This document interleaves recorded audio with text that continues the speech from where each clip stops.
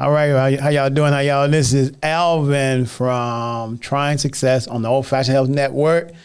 Good health inside and out. I like to say that, and I'm really especially excited about the little tagline because Louis is a fitness, a motivational.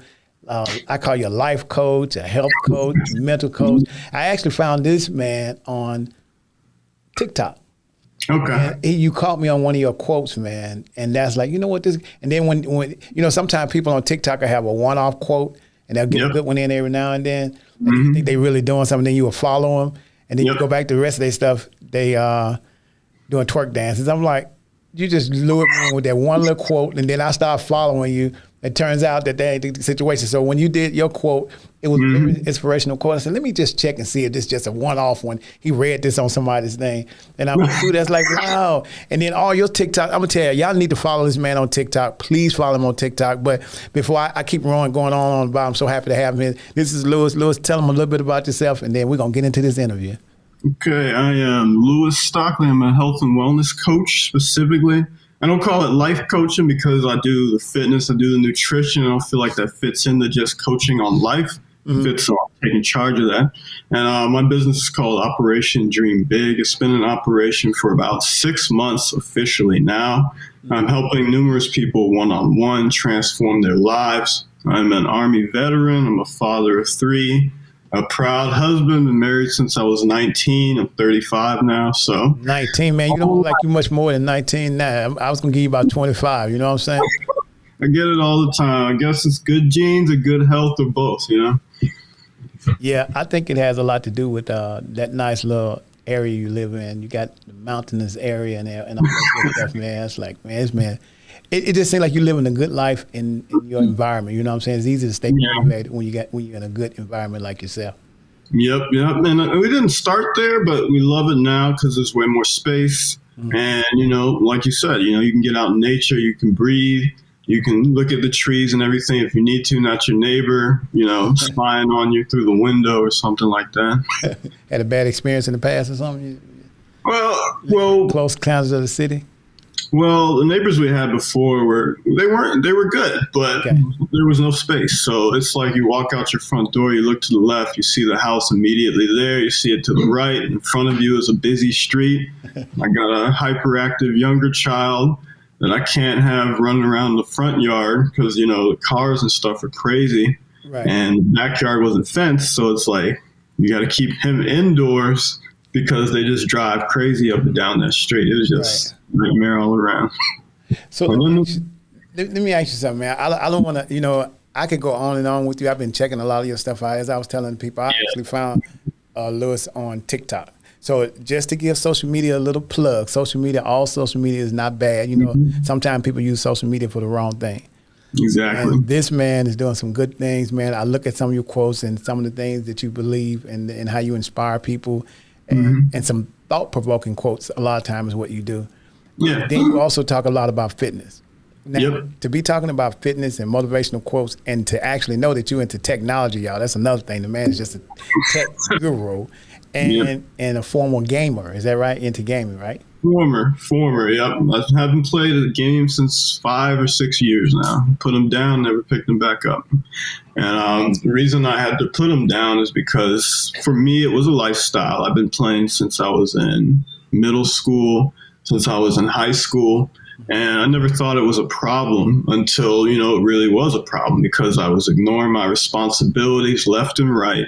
And it worked fine back in school because, tech and all the other stuff came easy to me. So I was able to keep average grades and maintain all of that. But as life became more demanding and I found more things that are more important in life, I found I was still ignoring those responsibilities to my wife, to my kids, to my job, all in favor of picking up a video game controller, And I just had to realize at a point when I hit rock bottom that it's time to put down that controller or watch my life just crash and burn. Everything I worked hard to build, a career I worked hard for and everything like that, just watch it all, go out the window because the choices I was making related to the gaming were not above board. They just weren't okay. They weren't responsible. Right. So, and I was talking my engineer with engineer. Aren't you into gaming too? Yeah, he's shaking. He says, and I was saying, I don't see my clock up there. I don't see my recorder up there either. By the way, just so you know, I was actually telling my engineer I don't see my clock recording up there, so I know how much time I got. All right, I see.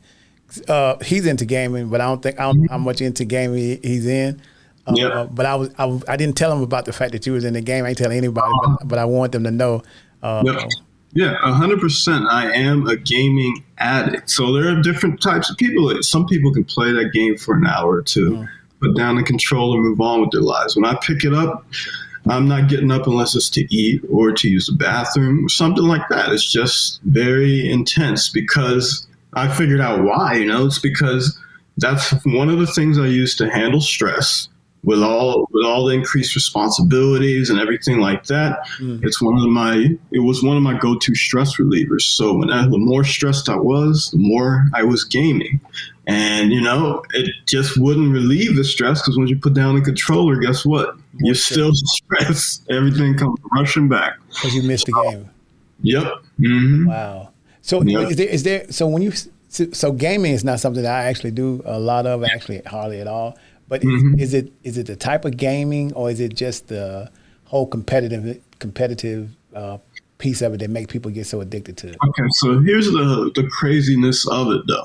The competitiveness, the community of it was not a pull for me because I have social anxiety, and I've had it for a long time. So a lot of people get on there, put on the headset, talk to their friends, game. I was solo the whole time. And if I was online, I wasn't talking to anybody. I was just playing.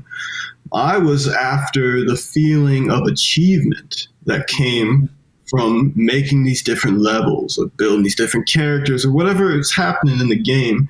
I became addicted to those achievements that would happen from just leveling up in the game. And it was all just to make up for not achieving stuff in real life. So you may have heard, like, some people look for that in the game because it's easier to get, and they don't think they can achieve things in real life. Wow. You could do a whole show on gaming and the... Oh yeah. It was a definite dark part of my life. And it's weird because it's like you wake up from you're going about your day thinking this is normal because I did it since childhood. And you realize one day you just wake up and realize when you look at your family and you look at everything and how it's affecting all that, this isn't normal at all, Wow. You just get that awakening. So if gaming has that kind of impact, then what do you think is doing to the youth, the younger kids right now? Do you think it's having a really negative impact on them as far as having social skills and communicating and the responsibilities that they should have? I don't hate on gaming at all because, like I said, it's not for everybody is what I'll say, but it has a huge impact when it's not regulated, when there's no structure behind it. I have my youngest son, and he has the same issue too. I can read it right off the bat. If you allow him to, he will keep that controller in his hand the entire day without blinking. So we have to structure in his game time and limit that time and balance it out with other healthy activities. He just finished up football. He's been playing that. He's 10 years old, by the way, and we're getting him into jiu-jitsu in the next couple of weeks as well. So we structure out the game time, make sure they're up on the school, make sure they have activities outside of that, so they can see that there's joy and stress relief and community and connection and other things from the games. Because when I went on to gaming, I was kind of trying to replace those things as well. Okay. I avoided actively social situations in high school and would choose to sit in my room and play games or work, So how could you have, how is it, well, I guess it's not how is it, but it's possible for you to have social anxiety, but in the military? So here's the thing. The social anxiety piece, it's all about bravery and courage, because at the very base of social anxiety, when you're going to go into a situation that's social or you're thrown into one, either way, you feel like you're going to die. So you have to fight that feeling in the back of your head that says, if you do this, you're going to die. If this conversation goes the wrong way, you're going to die. It's all very abysmal up there. And in the head of somebody who has social anxiety like me, it used to be this way. And I've since, gotten over it a lot. As you can see, I'm on TikTok all the time. But as somebody who has gotten over it, what I would do is agonize over a conversation before it started. I'd be asking myself, what's going to happen? What are they going to ask about? What if I talk about this? What are they going to think? Should I wear this? Blah, blah, blah. Should I smile? Should I laugh? I'm agonizing over every detail, and it could be days of this. Imagine that stress, that builds up. And then after the conversation, you're worried and you're self-conscious. Did this conversation go right? Does this person like me after this? It's all drumming down to this one thing that I realized, and it's that you don't have this feeling of being okay. You don't think that when you go into these situations, you're going to be okay. So your head just starts spinning for all the possible things that could go wrong, and it doesn't stop or slow down for anything. So do you believe social anxiety has triggers? Do you think that something could trigger you to go back into that shell or that comfort space so you don't have to deal with it? If you don't know how to deal with it, yeah, exactly. And I'll tell you, like for me, when I was in my adult life, I had so much of that whenever people would come over, I would run up to the bedroom and just hang out there till they left. So, just so I didn't have to have a conversation with people, I would move upstairs and actively avoid people. And it just came down to that simple fact of you have this fear, which is basically like, false expectation appearing real. You have this fear that people are just going to rip you apart in a conversation. And, it can come from many different things. For me, it just came from being bullied in high school. Oh, okay. So yours stemmed from being bullied in high school. Yeah, exactly. So like middle school, I was very outgoing, very crazy, very energetic. High school around that point is where I've pinpointed because I think about that stuff, and, around that same time frame is when that kicked in like that. You know what's so strange is, and so my group here, I get a chance to hear this for the first time. So I don't think I've ever necessarily had social anxiety per se, I don't think. Yep. But as far as bullying, I think there's a situation where you can almost self-bully. Yeah. What I mean by that is you think that these people, you do a certain thing so you won't be bullied because you know that you may not be as strong as they look at you to be. Yep. And so you're trying to block off of knowing, like, if people start bullying you and they do it enough, they'll see, oh, I can really bully him, right? Yep. So to keep that from happening, you know that they don't know the weaknesses, so you just mask it. You cover it up, and then you get in your head and start not doing things that will give you a crowd of people to allow yourself to be bullied. You know what I'm saying? And that describes my life right there in high school. I would do everything in my power. I came in outgoing in 9th grade, class clown type, telling all the jokes and stuff like that. And by the end of the 9th grade, I went completely silent. I was able to just fade into the background and actively work hard to avoid people, which of course didn't work because the bullying still continued. There was a situation I'll tell you about where I would remember walking into high school with my book bag on and everything. And in this high school, you got a big atrium right in front of you when you walk through the big double or quadruple doors. Right. To your left, behind you, you've got the main offices, you got the counselors to the right. And then in the atrium, it's just a hangout spot where everybody chills before they go to class. Right. I would walk in there, and every single time, and this is what I was self-conscious about, I would walk in there every single time, and there was always a couple kids that would be like, there's the African. That's exactly. They would just yell out, there's the African. And these are other black kids, other African-American kids doing this too. It's just, I think about it now, I'm like, wow, that craziness for that. But, so do you think they looked at you and thought that you have features that make them think that you may not have been from within the United States or within their same? Yeah. Well, my descendants, my mom and above is all from Trinidad. So from the islands. So yeah, I had those features.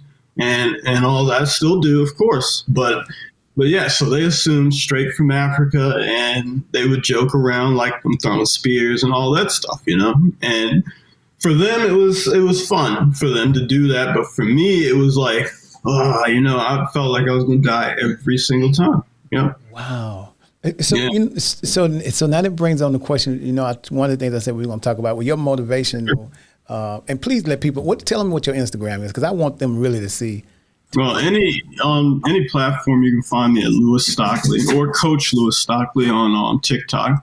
But yeah, LouisStockley, and you search that, and either you'll find me or you'll find the senior, my dad, but he's not very active on there, so you'll know. So we talk. One of the things we're dealing with now in this country is a lot of racism and uncertainties and economical and COVID and all those kind of things. Yep. So what's your take on? Man, it's just, I can go so many different ways with that, because even with a person that may have social anxiety going on, and with COVID, it can almost set you back to that same place, because there's an isolation piece, because we're not able to go around people like we were first. Yep. But you've done so well with coaching other people and being on TikTok and telling people how they can get past their situation. Yeah. Do you think COVID has been a plus in certain cases as well as a negative? I was talking to my wife about it the other day, and what I said is, with the quarantine, it just brings out whatever's there, It's either going to bring out the ugly, or it's going to bring out more of the good in a more intense way. And it's a lot because you're in your house, either with yourself, stuck with yourself, or with everybody else, and you can't just go off to work every single day and be disconnected anymore. Right. You're there for the good, the bad, the ugly, for everything in between now. Right.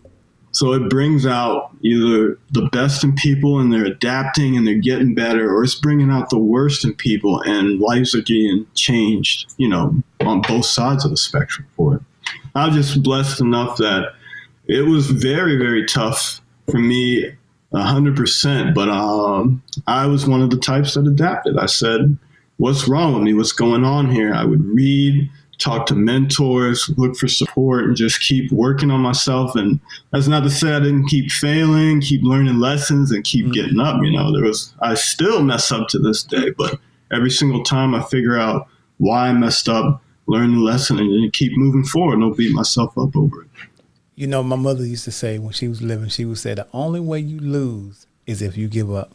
You can never lose until you give up. So, and I keep that with me. As much as, and I am a social guy, controlled social. I control when I want to be social or not, you know what I'm saying? So that kind of helps me a lot. So with the racism that's kind of on the forefront now, which do you think this is new racism, or do you think this has always been what it is? And in either way, what do you tell people? How do you tell people to deal with it? The honest truth is, it's always been pretty bad, It's just, like I said, it brings out the ugly now. It's getting harder and harder to hide the stuff that people used to do in the background. Right.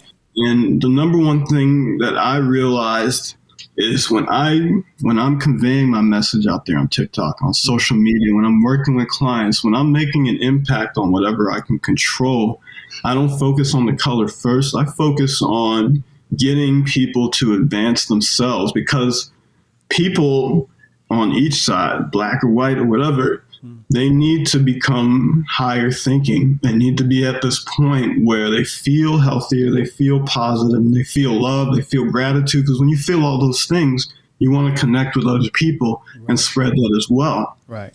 The hate, that's where the racism comes from. That's its source. That's its foundation. So my whole goal with building this business, with impacting lives, with TikTok and everything, is to increase that amount of love, increase that amount of gratitude, because I learned through reading a long time ago that those highest level people that represent positivity, like Mother Teresa or any of those types, they represent the highest spectrum of positivity. And people gravitate to them and they just change the entire landscape. It's hard to be negative around a person filled with that much love. Right. So the number one thing I would say to affect change is to advance yourself at whatever it is you choose to do, become the best at it, and then seek to make an impact through that. Make the changes through that. Some people say, depend on the politics to change it. Be on this side of the aisle or that side of the aisle. But I feel like the strongest leaders are going to be a little bit higher than that. They're going to control things through entrepreneurship, through education, through impact, through outreach. Right. And I feel like that's where you change this whole thing, is by advancing those categories. And that's what I strive to do.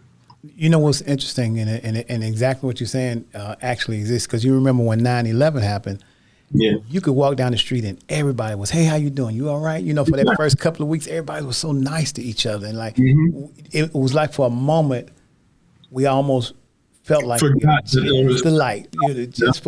Especially when 9/11 first happened, we was just like, "You good? You good? How you doing?" Those first couple of weeks, I mean, everybody was like, you could feel what it felt like to just.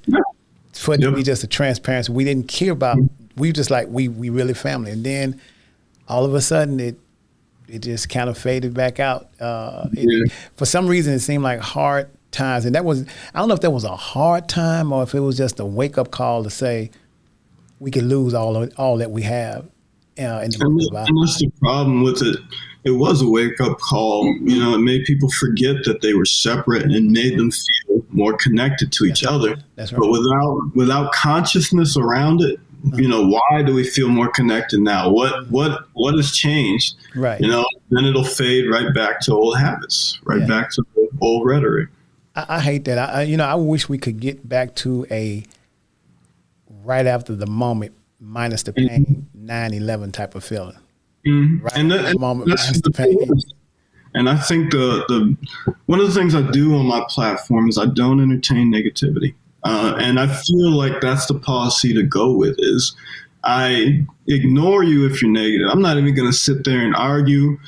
I've learned also you should seek to understand when somebody is coming with all that hate and stuff, but my idea is to take the energy and focus it where it should go. Focus on the people that are being positive or being genuine and looking for help, having questions and things like that, and attract a group or more of those people and start imparting that wisdom, start elevating those people.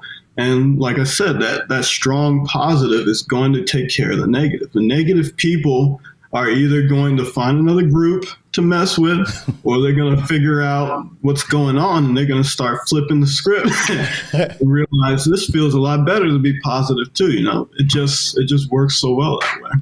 So I want to tell people a little bit about this, and then I want to keep you any longer than this. So sure. Louis has I can't wait for them to say a podcast, but when you click on his podcast and he first it's just like he shows you nature, right? And this little guy walks out. This what got me. After he walks out, if it happened to be a beautiful day that day, it's like, okay, cool.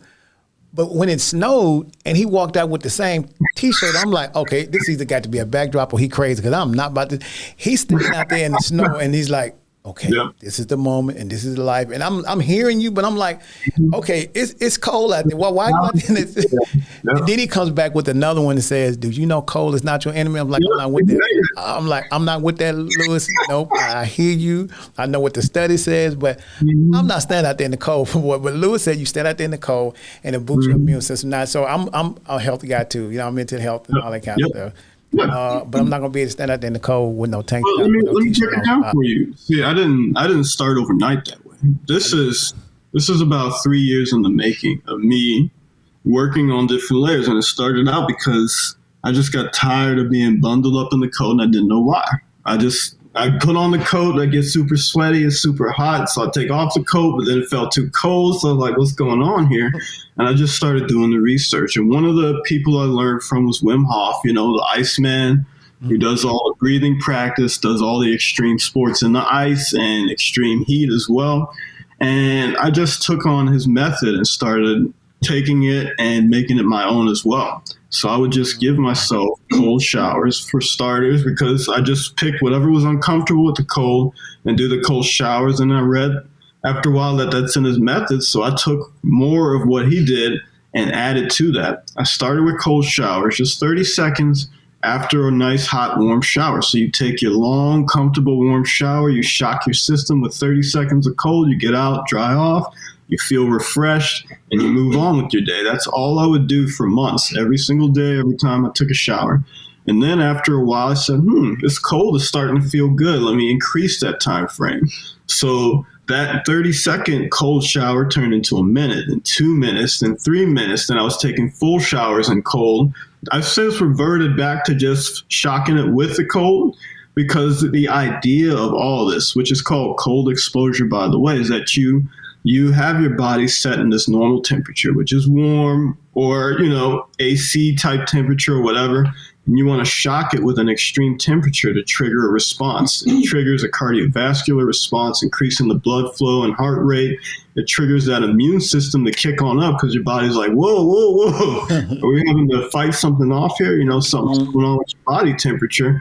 And then on the mental side of it, it increases your focus. Because here's the thing about the cold.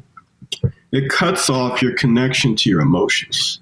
Yeah. So if you are feeling depressed, if you take a depressed person and put them under a cold shower, they'll be able to almost see themselves in the third person being depressed, but they won't feel it. They won't have the feeling of being depressed. Okay. So you get some reprieve from that, and you get some focus to be able to look at yourself from another perspective. And then when you come out of that shower, you feel nice and refreshed, you feel good, and you move on with your day. That's it. And all I did was take it from there to, I would start taking off the jacket and went in favor of a hoodie or layered a couple of long sleeve shirts. And then after that, I took off the long sleeve shirts. And now, I walk around in the t-shirt no matter what the weather is. I'll put on a hoodie if it's probably at 10 degrees or lower. That's the limit for me at this point.